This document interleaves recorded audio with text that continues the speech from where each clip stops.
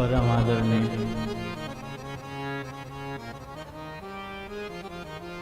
विराजमान भगवत चरणानुरागी माताओं, बहनों, भाई,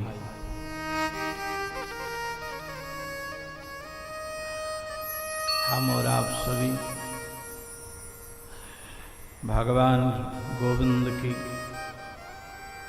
प्रेम भूमि श्रीधाम वृंदावन में बैठकर भगवान की परम माधुर्य भागवत कथा का रसपान कर रहे हैं।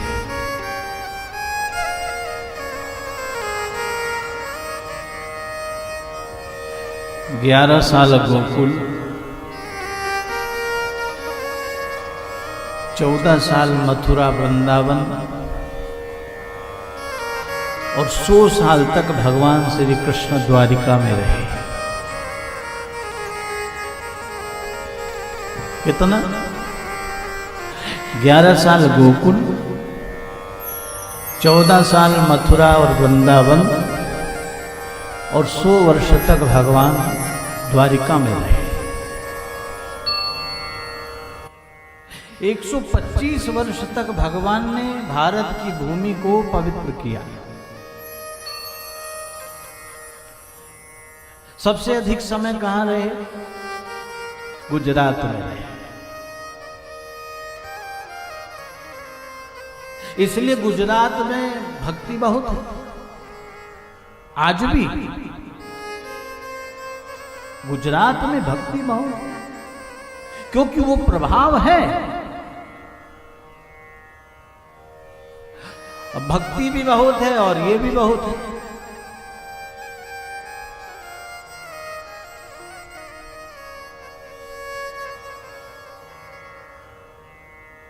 मीरा जब वृंदावन आई तो मीरा वृंदावन में आई जरूर, लेकिन मीरा को समझ नहीं पाए यहां भी लोग। तब गुजरात ने मीरा को बुलाया। गुजरात ने कहा कि मीरा तुम आओ, गुजरात आओ, यहां पे तुम्हारा स्वागत है। 125 वर्ष तक भगवान ने इस भारत की भूमि को पवित्र किया और 125वें वर्ष का आज अंतिम दिन है। भगवान गोविंद के समक्ष उद्धव जी महाराज बैठे हैं और प्रभु ने उद्धव से कह रहे हैं कि अब मेरा जाने का समय आ गया। उद्धव, अब हमारा चलने का समय है। उद्धव ने कहा प्रभु को अभी कुछ समय और रहे। कहा नहीं, अब समय हुआ, अब चलिए। उद्धव ने पूछा प्रभु से कि जब जब आपने इस धरा को छोड़ा तब तब आप कभी साकेत गए, कभी गोलोक गए, कभी बैकुंठ, इस बार प्रभु आप कहां जाएंगे? कहते उद्धव का प्रश्न करना हुआ है और इतने में उल्कापात होने लगा। भयंकर आंधी, भयंकर तूफान हुआ और उद्धव जी महाराज के नेत्र बंद हो गए। कुछ समय के बाद जब उद्धव जी महाराज ने नेत्रों को खोला तो देखा कि जहां पर कृष्ण बैठे थे वहां पर कृष्ण नहीं है। वहां पर यही श्रीमद् भागवत महापुराण रखा हुआ है। उद्धव जी महाराज ने के मन में प्रश्न हुआ कि प्रभु कहां गए और ये क्या है? तब आकाशवाणी हुई, उद्धव तुमने पूछा था कि इस बार मैं कहां जाऊंगा। इस बार मैं श्रीमद् भागवत में तिरोहित हो गया। तिरोधाय प्रविष्टो अयम श्रीमद् भगवतारणो। अपने भक्तों के कल्याणार्थ मैं श्रीमद् भागवत में तिरोहित हो गया। कहने का मतलब ये कोई पुस्तक नहीं, ये साक्षात भगवान का शब्दावतार है। क्या है? शब्द होता है। और संतों की ऐसी मान्यता है, श्रीमद् भागवत का एक एक शब्द जो है वो कृष्ण स्वरूप है, और जो इसका अर्थ है वो श्री राधा जी का स्वरूप है। शब्द जो है वो कृष्ण है, अर्थ जो है वो श्री राधा है। और जब तक अर्थ समझ में नहीं आता तब तक शब्द की महिमा नहीं होती। अर्थ समझना आवश्यक है।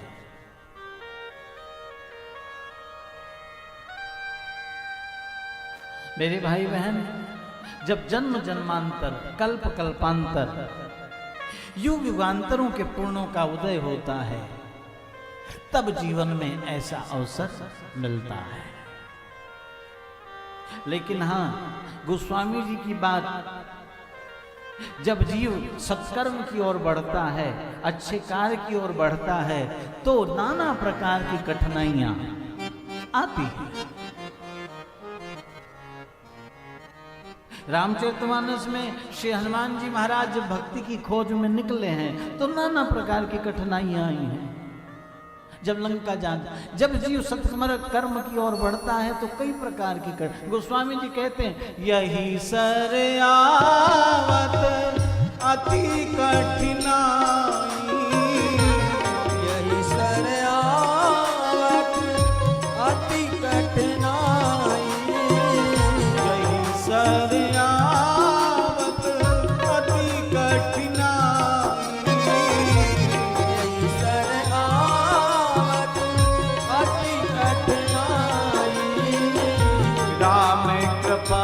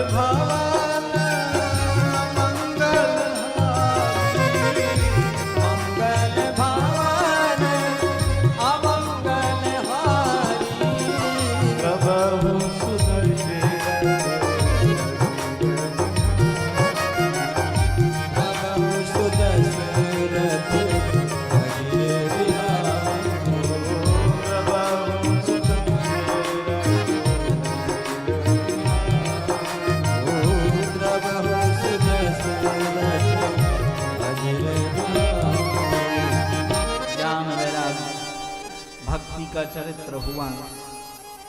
उसके बाद सूत जी महाराज से ऋषियों ने प्रश्न किए हैं।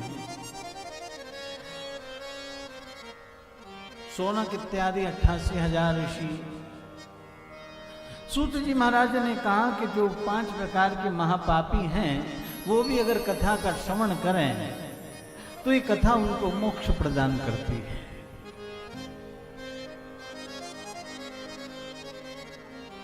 अगर महापापी भी इस कथा का श्रवण करें तो ये कथा उनको भी मोक्ष देती है।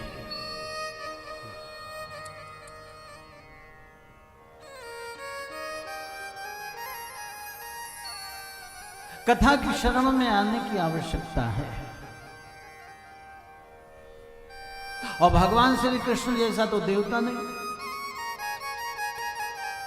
राम जी का तो फार्मूला है tit for tit. Ram ji तो कहते हैं कि जैसा किया है वैसा पनिशमेंट मिलेगा ही। ध्यान देना, देखिए राम और कृष्ण में अंतर है, लेकिन कृष्ण जो है वो अपने भक्तों का बहुत पक्ष लेते हैं। भगवान श्री कृष्ण गीता में कहते हैं सर्वधर्माण परित्यज मामेकम शरणम व्रज। तू सब कुछ छोड़कर मेरी शरण में आ जा, मैं तेरे सारे अपराध क्षमा कर दूंगा। सर्वधर्माण परित्यज, अंत में कहा। राम जी का तो फार्मूला है जो जस करई सो तस फल चाखा। लेकिन भगवान श्री कृष्ण अपने भक्तों का बहुत पक्ष लेते हैं, बड़े पक्षपाती। आपने देखा होगा जैसे भगवान के जो चित्र हैं, मुद्राएं हैं, उनमें आप ध्यान नहीं करते आप। और मैंने बताया पढ़ते तो सब लोग हैं, लेकिन समझ के कोई कोई पढ़ता है। पढ़ते तो सब लोग लेकिन समझ नहीं पाते। दर्शन तो बहुत लोग करते हैं, प्रायः सब करते हैं, रोज कर, लेकिन चित्त में कोई कोई बस आता है।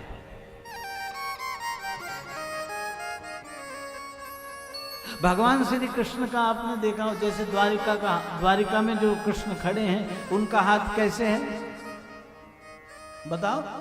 गए हो द्वारिका, कैसे हाथ भगवान का बताओ? ऐसे है कि ऐसे है?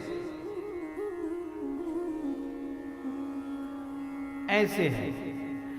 ऐसे का मतलब है कि वो बुला रहे हैं,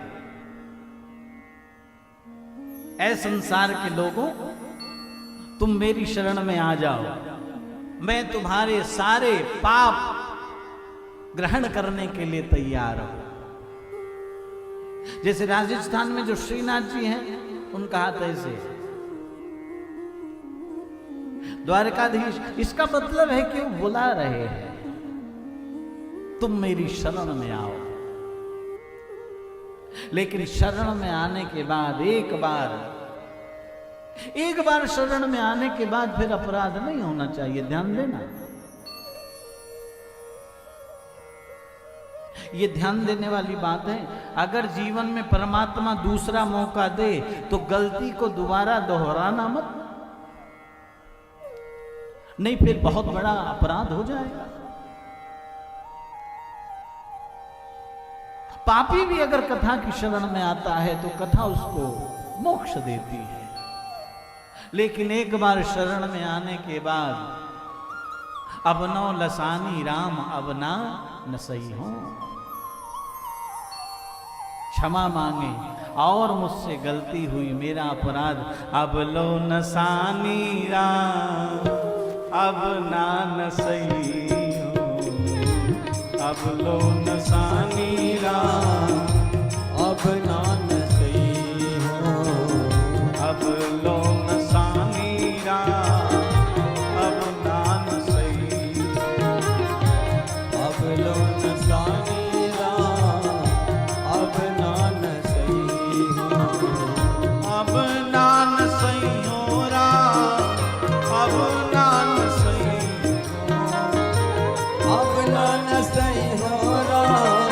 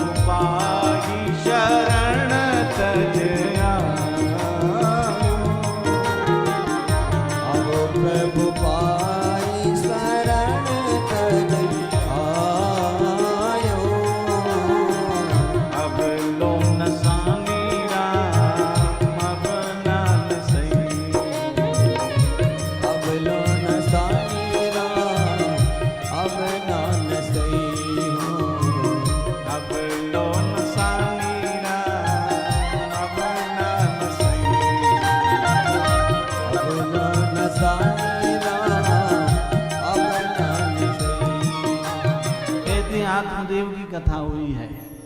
और आत्मदेव का मतलब है जो अपनी आत्मा को जान ले वही आत्मदेव है। कहने का मतलब जो अपने आप को जान ले वो आत्मदेव है।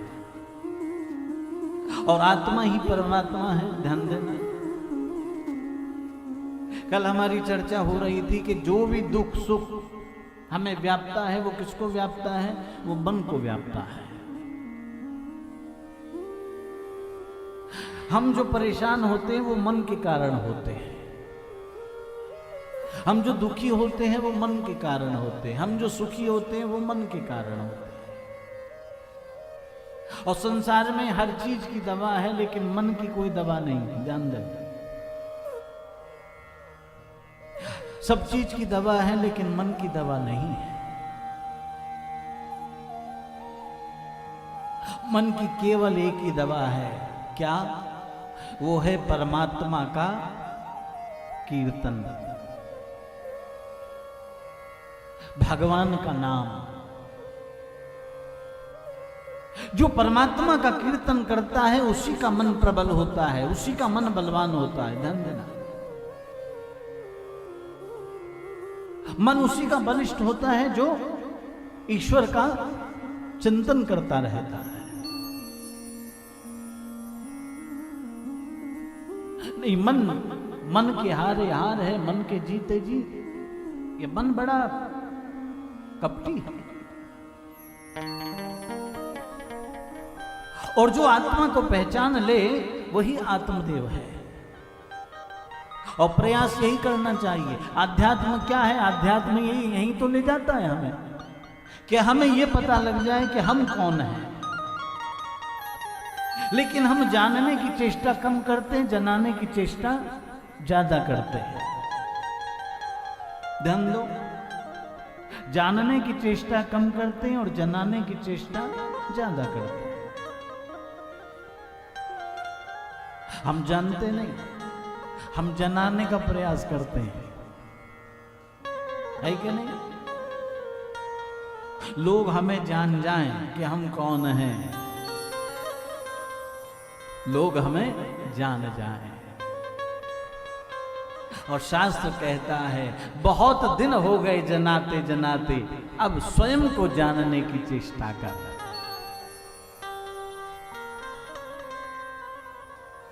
अब स्वयं को जानने की चेष्टा कर। इसीलिए जो उच्च श्रेणी के जो महात्मा जो संत हैं वो बहुत छुप करके रहते हैं। वो अपने आप को बड़ा छिपाव करके रखते हैं। ज्यादा समाज के आगे वो आते नहीं। प्रचार प्रसार से उनको मतलब नहीं। वो छिपने का प्रयास करते हैं। पहले के महात्मा लोग छिपने का प्रयास करते थे, आजकल के महात्मा लोग छपने का प्रयास करते हैं। क्यों शौवी? आजकल के छपने का प्रयास करते हैं। हमारी फोटो छप जाए, है नहीं? कथा हो रही लंदन में और प्रचार हो रहा है दिल्ली में। छपने का यही जो है माया है। पहले का साधु छिपने का प्रयास करता था, छिपते थे। और जब ये स्वभाव होने लगे तो समझना कि आत्मदेव बन रहे हो। जब तुम्हारे अंदर ये भाव आने लगे, अब ज्यादा प्रपंच भाए ना, ज्यादा प्रपंच में मन ना लगे, ज्यादा लोगों से मिलने का मन ना करे, ज्यादा उठपट तामझाम में, तो समझना कि अब धीरे धीरे तुम सही मार्ग पे चल रहे हो। प्रपंच से मन उब जाए। आत्मदेव वही है जो अपनी आत्मा को जान ले। और ये हम कौन हैं, इस बात को जानना बड़ा कठिन है, जान नहीं पाते लोग। स्वामी दयानंद तो इसी खोज में रहे कि मैं कौन हूं, इसी खोज में रहे कि मैं कौन हूं। कहते काशी गए कि एक विद्वान के पास संकल खटखटाई, पूछा कौन है। स्वामी जी ने कहा कि इसी तलाश में आया हूं कि मैं कौन हूं, ये बताइए कि मैं कौन हूं। अभी तक यही पता नहीं लगा कि मैं कौन हूं। और हम कौन हैं? रामायण में गोस्वामी जी ने बहुत सहजता से बताया कि हम कौन हैं। आखिर हम हैं कौन? ईश्वर अंश जीव अविनाशी, ईश्वर जीव अविनाशी, ईश्वर अंश जीव अविनाशी, ईश्वर जीव अविनाशी, चेतन अमल सहज सुखरा, चेतन अमर सहज सुख राशि, चेतन अमल सहज सुखरा, चेतन अमर सहज सुख राशि, ईश्वर अंश जीव अविनाशी,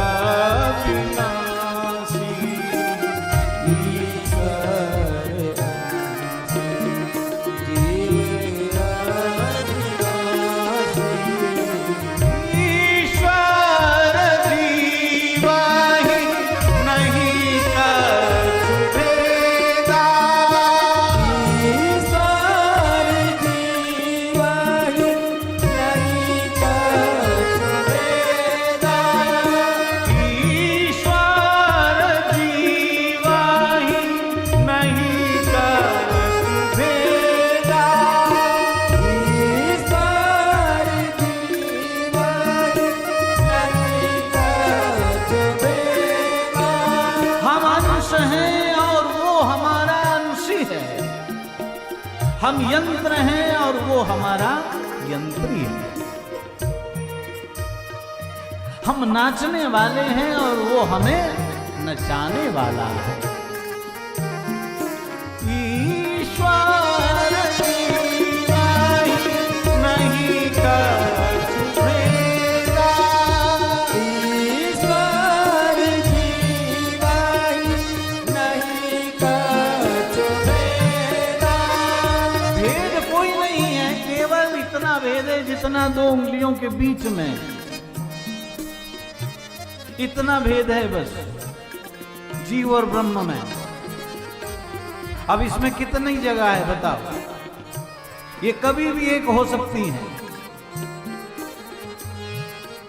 लेकिन इतनी जगह है बस, इतना भेद है। और वो क्या है? वो द्वैत है, द्वैत। वो द्वैत क्या है? ममता और अहंकार,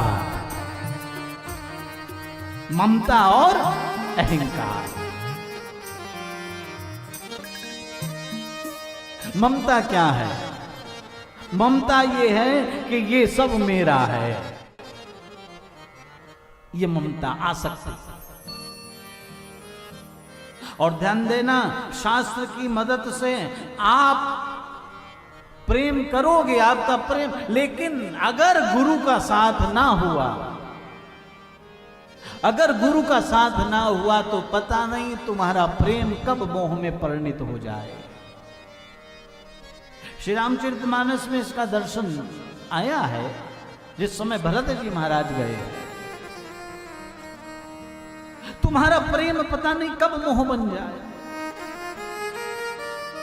कब ममता बन जाए। तुम्हारा समर्पण पता नहीं कब अहंकार का रूप धारण कर ले, कब अहंकार आ जाए। श्रीमद् भागवत में उखल बंधन लीला में भगवान श्री कृष्ण को यशोदा मां ने बांधा है, और कथा ऐसी आती है कि गोविंद बंधते नहीं। सुखदेव जी से पूछा कि बंधते क्यों नहीं मां से? कहते हैं सुखदेव जी ने कहा कि राजन इसलिए नहीं बनते क्योंकि जब तक द्वैत की निवृत्ति नहीं होती तब तक परमात्मा नहीं बंधता। यशोदा को द्वैत है, ममता है कि कृष्ण मेरा है। अच्छा, ये जहां तक है ठीक भी है कि मेरा है, लेकिन अगर उसके आगे अहंकार आ जाए, मेरा है तो बंधेगा कैसे नहीं, बंधना पड़ेगा। अहंकार जो है वो जीव के पतन का कारण बनता है। अहंकार आ जाए तो जब ये द्वैत की निवृत्ति हो जाती है तब जीव जानता है कि वो कौन है, समझ जाता है। कहते हैं महाराज आत्मदेव जो हैं वो बड़े भजनानंदी हैं, रातों दिन। अब जिसने अपनी आत्मा को जान लिया उसके लिए फिर कुछ राह थोड़ी जाता है, उसके लिए तो संसार एक यात्रा है। वो तो संसार में इस तरह रहता है जैसे जल में कमल रहता है। आत्मदेव तो रातों दिन केवल परहित सरिस धर्म नहीं भाई, परहित सरिस धर्म नहीं भाई, पर पीड़ा शम नहीं अभिमानी, पर पीड़ा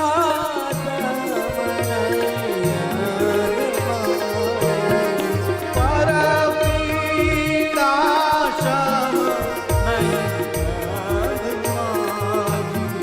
पर पीड़ा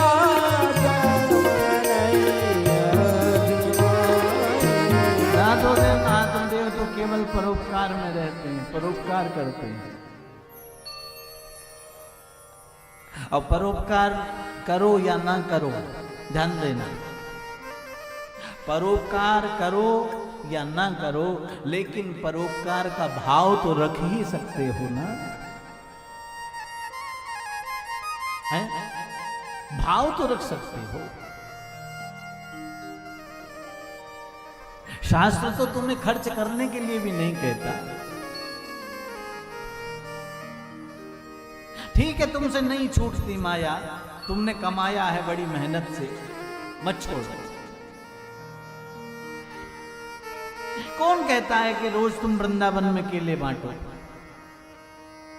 लेकिन खर्चा मत करो, लेकिन भावना तो रख सकते हो कि नहीं। अब लोग कहते हैं कि गुरुजी भावना रखने से क्या होता है? भावना से बहुत कुछ होता है। भाव बिना रीझे नहीं नटवर नंद किशोर, भाव की तो, भाव का ही तो जगत में खेल है।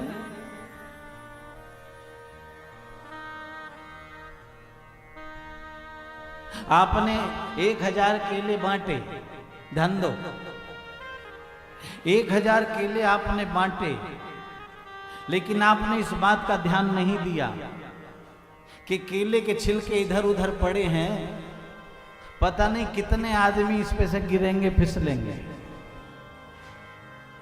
विचार करना। और पीछे से कोई सज्जन पुरुष चला आ रहा है, अगर सड़क पे केले का छिलका पड़ा है रास्ते में, तो वो उसे उठा करके उसे अपने स्थान पे पहुंचा दे। ये है परहित की भावना, ये परहित है।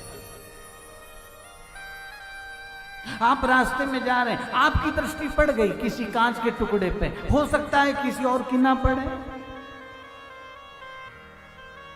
अगर आपकी दृष्टि पड़ गई तो आप उसे हटा दो। मुझे दिख गया, हो सकता है मेरे किसी भाई को ना दिखे और उसको नुकसान हो जाए। ये परहित है, ये परहित है।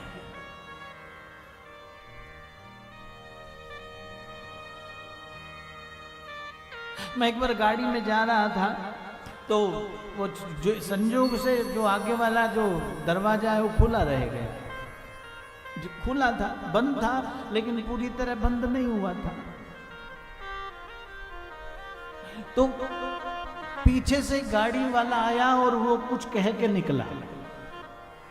तो सुन ना पाए, समझ ना पाए, उसने इशारा भी किया, लेकिन मैंने ड्राइवर से कहा कि मैं कहीं कुछ कह रहा है, तो उसने कहा नहीं महाराज जी ऐसे ही है, कुछ नहीं कह रहा।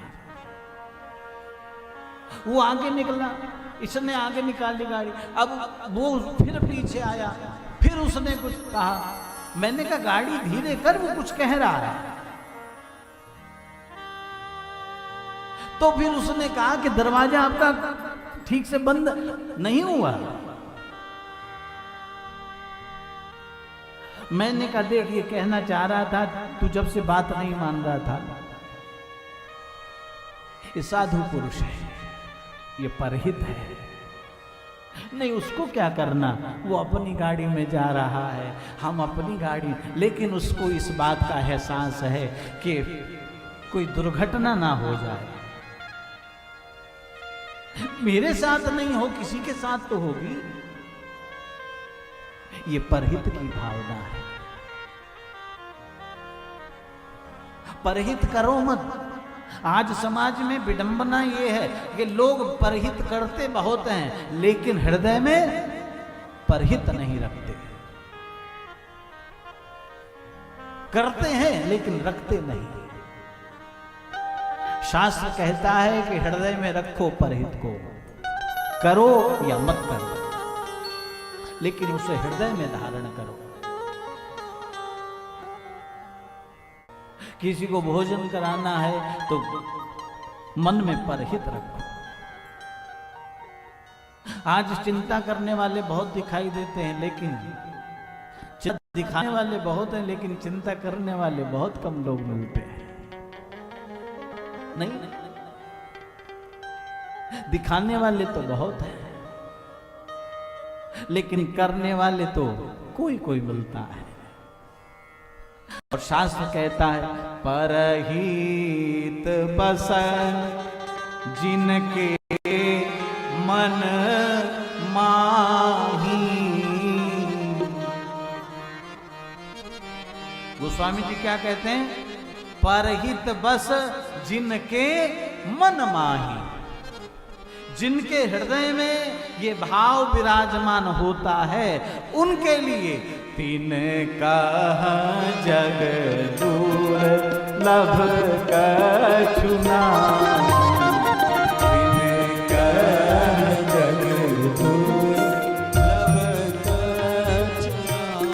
तीन कहा जग दूर लभ कछु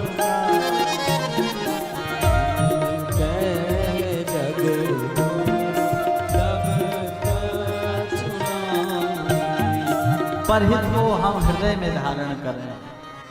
जैसे भक्ति जो है वो भी हृदय में धारण करने का विषय है, भक्ति दिखाने का विषय नहीं है। भक्ति जो है वो दिखाने का विषय नहीं, वो हृदय में धारण करने का विषय। अगर शरीर पर धारण करोगे भक्ति को तो ज्यादा समय तक नहीं चलेगी, ध्यान देना। वो थोड़े समय तक आपका साथ देंगे, लेकिन अगर आपने मन पे धारण किया तो वो निरंतर आपके साथ रहेगी। इसी तरह परहित है, परोपकार है। अगर तुमने मन में बसा लिया तो अपने आप क्रिया तो अपने आप होने लगेगी ना, अगर मन में आ गया तो। भगवान कहते हैं कि मुझे तेरा कुछ नहीं, अगर देने के लायक तेरे पास कुछ है तो केवल और केवल तेरा प्रेम है। कहते आत्मदेव तो रातों दिन परहित करते हैं, लेकिन आत्मदेव की जो पत्नी है धुंधली, वो बिल्कुल आत्मदेव से विपरीत है। और पति पत्नी का जोग संजोग भी बड़े भाग्य से होता है, ध्यान देना। पति पत्नी का विचारों का आपस में मिलन तालमेल ये भी बड़े भाग्य से होता है। नहीं प्रायः देखा जाता है कि अगर पत्नी ठीक ठाक है तो पति देव जयराम जी की, और पति ठीक ठाक है तो पत्नी धुंधली। बहुत कम। जब मन दशरथ होता है और बुद्धि कौशल्या होती है, तब उस परिवार में राम रूपी ब्रह्म का पदार्पण होता है। मन दशरथ हो और बुद्धि कौशल्या। कहते हैं आत्मदेव जी तो अलग विचार के, लेकिन धुंधली का विचारधारा बिल्कुल अलग है, बिल्कुल अलग विचार। क्या बताऊं, मैं जहां पर रुका हुआ हूं और मैक्स में, कल मेरी निगाह पड़ी। जब मैं यहां से गया तो जो रसोई है, रसोई के बाहर एक वो है तो मजाक कॉमेडी टाइप, उसमें बच्चों की एक वो बनी हुई कॉमेडी, तो उसमें माँ जो है वो बैठी है और उसमें लिखा है आज खाना बनाने का मूड नहीं है। आज खाना बनाने का मूड नहीं है। ये क्या है? ये विचारों की भिन्नता है। आत्मदेव और धुंधली, क्या आत्मदेव क्या है? आत्मदेव एक विचार है। धुंधली क्या है? धुंधली एक विचार है। अर्जुन क्या है? एक विचार है। दुर्योधन एक विचार है। दिखने में जैसा अर्जुन है वैसा ही दुर्योधन है। ऐसा नहीं कि दुर्योधन के सींग है, जैसा अर्जुन दिखता है वैसा ही दुर्योधन, लेकिन एक विचार है।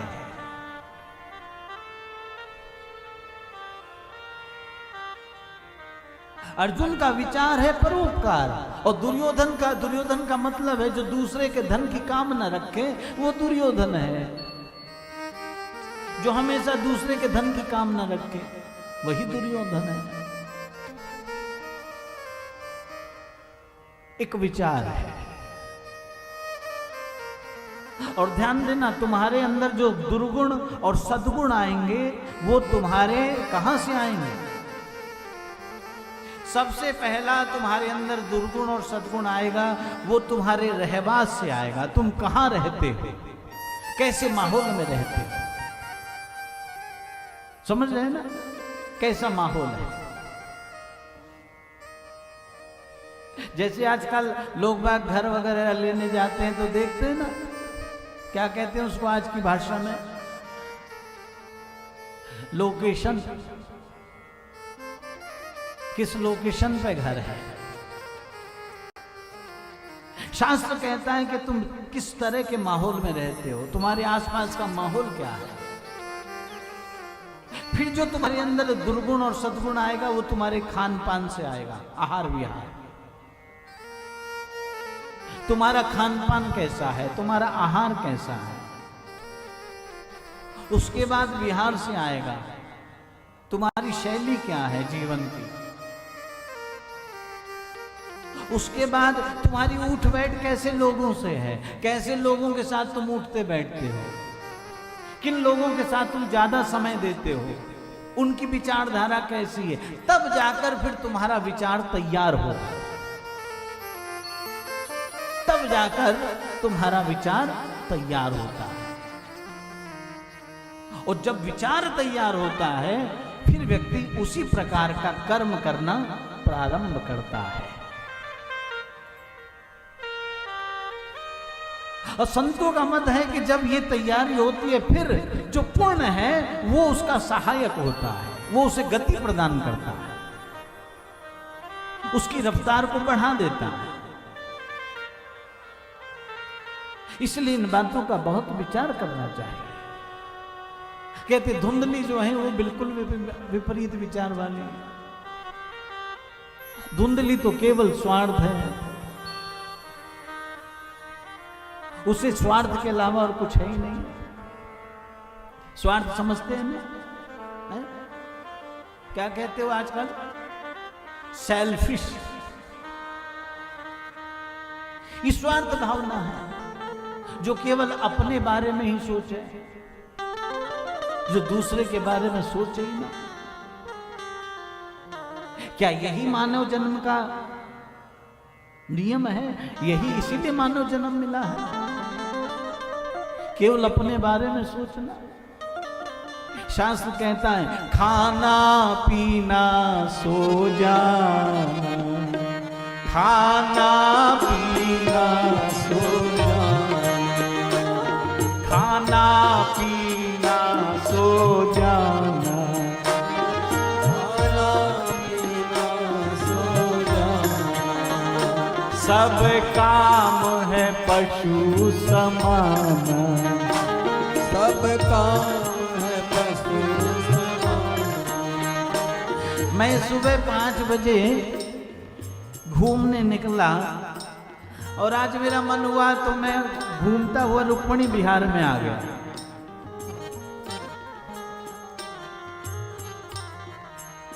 और मेरे साथ रोटी थी कुत्तों के लिए, और वहां से ओमेक्स से और रुक्मिणी बिहार तक मुझे कोई भी कुत्ता जागता हुआ नहीं मिला। कुछ कुत्ते मिले तो इस तरह गहरी नींद में सोए हुए थे, इतनी गहरी नींद में।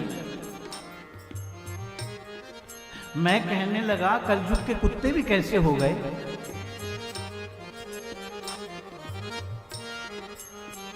मैंने मन में विचार किया कि इतनी गहरी नींद में तो तेजपाल में भी लोग इस समय नहीं सोए हुए होंगे।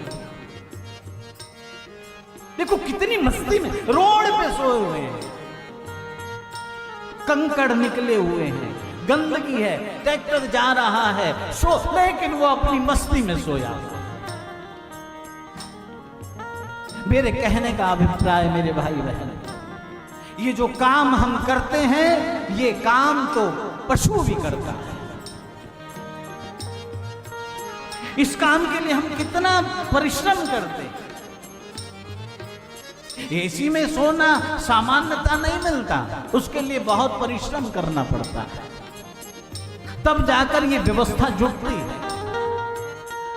लेकिन जो आनंद एसी में नहीं आता वो उसको सड़क पे आ रहा था।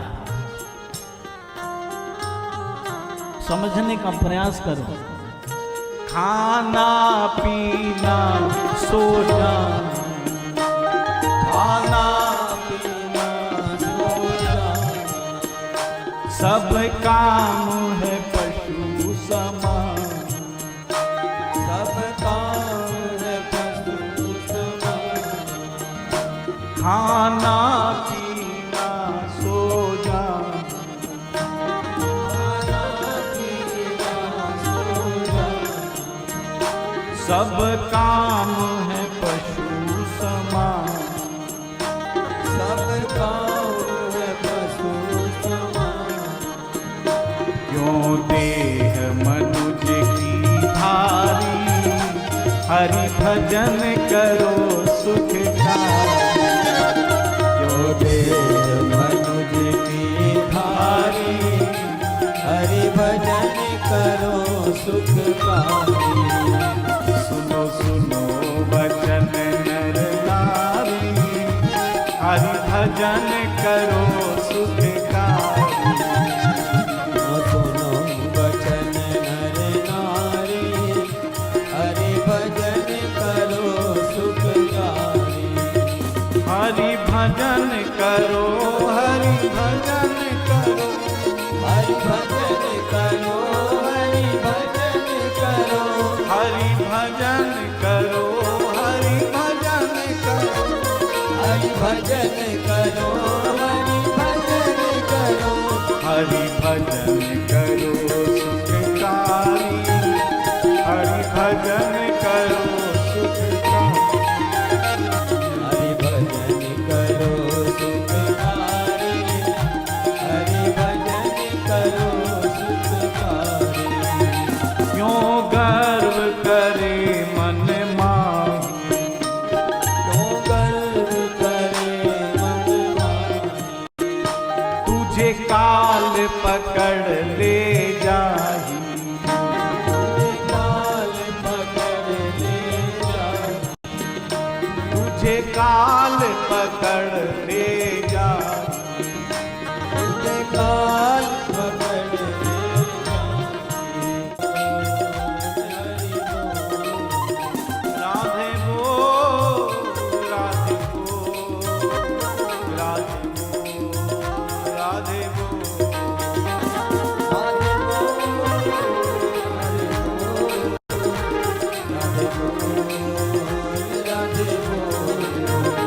श्यामा बोल,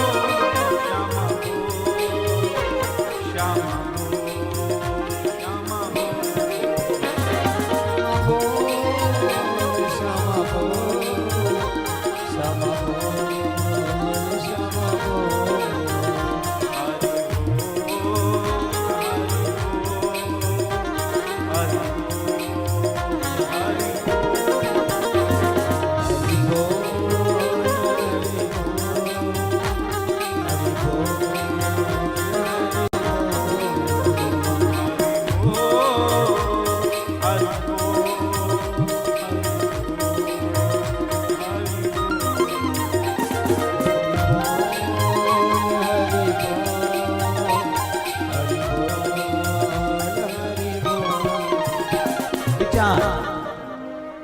विचार ही सब कुछ है।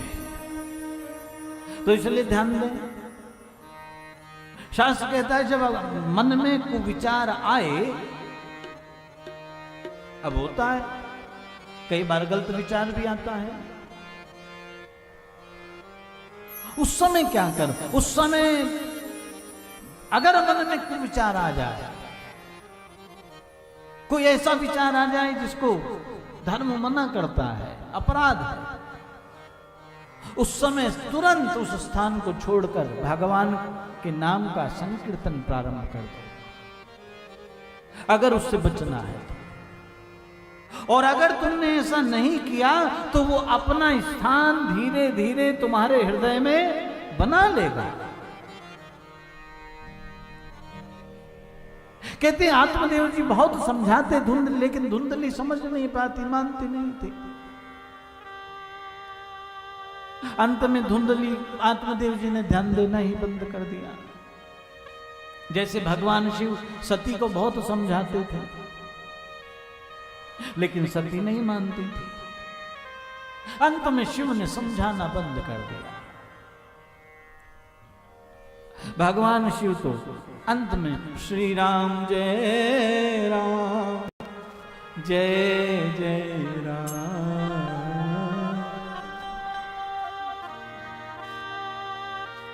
कहते हैं एक दिन धुंधली के मन में विचार आया, और धुंधली आई और आत्मदेव जी से कहा कि आप तो हमेशा दुनिया की चिंता करते हो, आपको समाज की इतनी, कभी अपने बारे में भी सोचा है कि हमारा क्या होगा? आत्मदेव जी हंसे और उन्होंने कहा कि तुझे कमी क्या है, क्या दिक्कत है तेरे को, बता। धुंधली ने कहा कि कमी नहीं है तो कुछ है भी तो नहीं। अच्छा, जो धुंधली विचार के लोग होते हैं वो कभी संतुष्ट नहीं होते, ध्यान देना। ये धुंधली जो विचारधारा है ये हमेशा असंतुष्ट रहती है, संतुष्ट नहीं होती। और संतों ने कहा भी है, जब आवे संतोष धन सब धन दूर समान।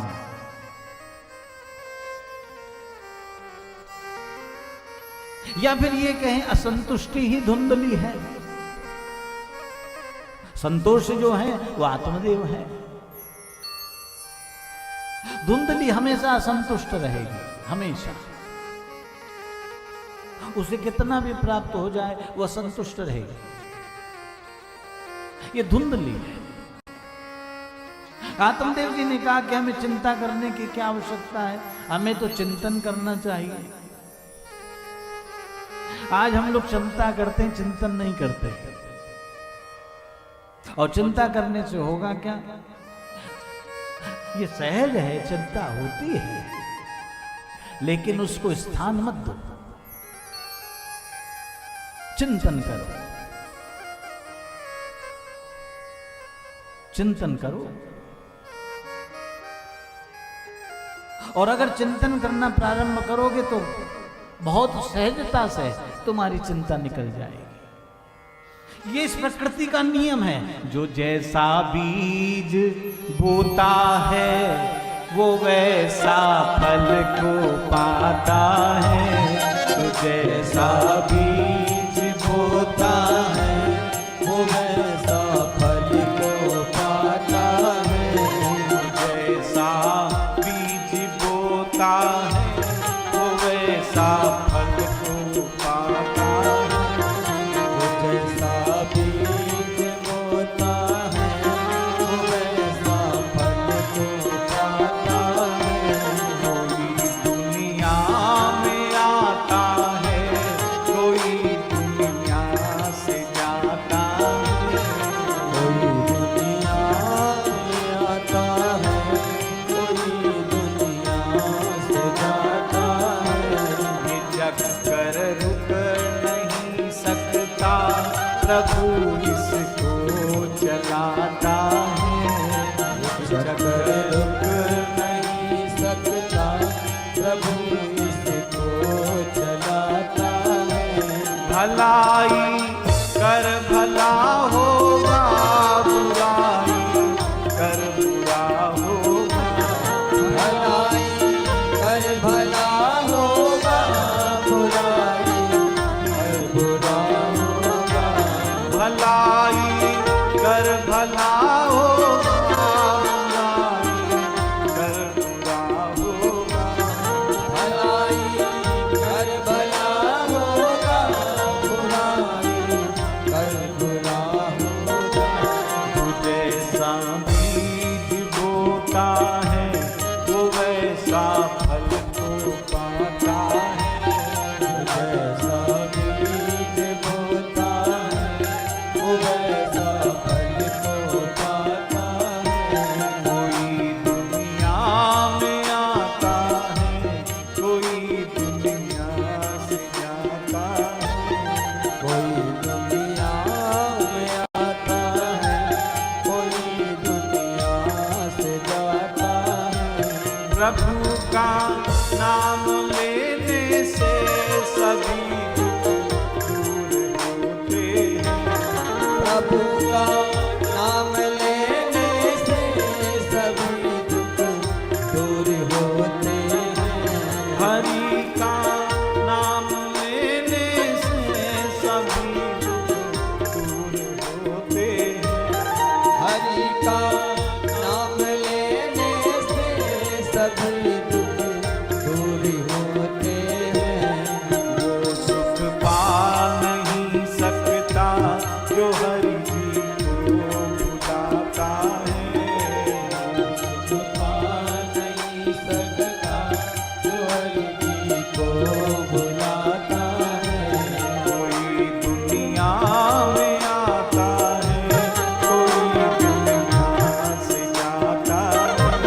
कोई दुनिया में आता है, कोई दुनिया से जाता है। चक्कर रुक नहीं सकता, प्रभु इसको चलाता है। चक्कर रुक नहीं सकता, प्रभु इसको चलाता है। आत्मदेव जी ने कहा कि चिंता क्या करनी है, चिंतन करो, चिंतन कर, भक्ति कर भगवान की, काम तेरे जो आएगी। चिंतन कर, चिंता मत कर। कहते महाराज धुंधली की तो बात सुन। धुंधली ने कहा कि आपको तो केवल यही काम है, सत्संग देने लगते हो। कभी आपने सोचा है कि हमारे कोई संतान नहीं? हमारे मरने के बाद हमारा ये अग्नि संस्कार कौन करेगा?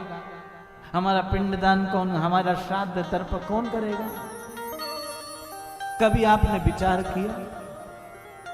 कहते आत्मदेव जी ने कहा कि कोई बात नहीं, प्रभु की जैसी इच्छा। लेकिन धुंधली कहां मानने वाली? धुंधली ने कहा कि नहीं, आप संसार के लिए इतना करते हो, मेरे लिए भी आपको करना पड़ेगा, और आपका धर्म है ये। मेरी इच्छा की आप पूर्ति करें। ऐसा कोई कुछ कीजिए जो हमारे भी संतान हो, हमारे भी संतति हो। कहते आत्मदेव जी महाराज को धुंधली ने इतना प्रेरित किया कि आत्मदेव जी ने कहा कि ठीक है, और आत्मदेव जी महाराज जंगल में गए और वहां पर भगवान का ध्यान करने लगे। देखिए, मन को साधने के लिए स्थान बड़ा प्रभाव रखता है। स्थान जो है वो बड़ा प्रभाव रखता है। स्थान की बड़ी महिमा होती है। जंगल में गए,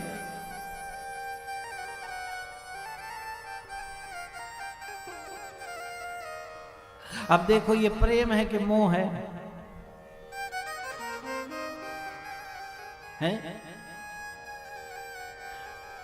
बाबूजी ने अपनी शोल,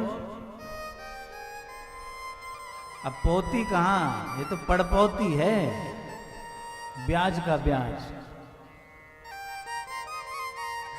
ठंडूने लग रही है, लेकिन वो हरियाणा का खून है ना। अच्छा, हरियाणा वाले होते बड़े, उन्हें समझना बड़ा मुश्किल है, सब नहीं समझ सकते। हरियाणा वाले बड़े उदार है। कल मुझसे कोई कह रहा था कि तोता जो है वो बहुत बड़ा है, तो मैंने कहा ये हरियाणा वालों का तोता है, ये दिल्ली वालों का तोता नहीं। हरियाणा वालों का जो काम है ना, वो तिलक करके चावल भी इतने डालते हैं कि एक बार का भोजन बन जाए। उनका बड़ा हिसाब अलग होता, हरियाणा का व्यक्ति। अब देखिए, बाबूजी को ठंड लग रही है, अब ठंड तो मुझे भी लग रही है, पर मुझे शॉल नहीं उड़ाई, पोती को उड़ाई। अब ये प्रेम हुआ कि मोह है? अमोह सकल व्याधीन कर, लेकिन इससे छूटा भी नहीं जा सकता, ध्यान देना, इससे छूटा नहीं जा सकता। अब कैसे छूटेंगे? अब हम बंधे हैं पारिवारिक बंधन में, तो छूट कैसे सकते हैं? तो शास्त्र कहता है इसकी दिशा को मोड़ दो। इसमें पड़पोती का भाव देखो, वो तो रिश्ता है तुम्हारा, लेकिन इसमें तुम किशोरी का भाव देखो, राधा का भाव देखो, कृष्ण का भाव देखो।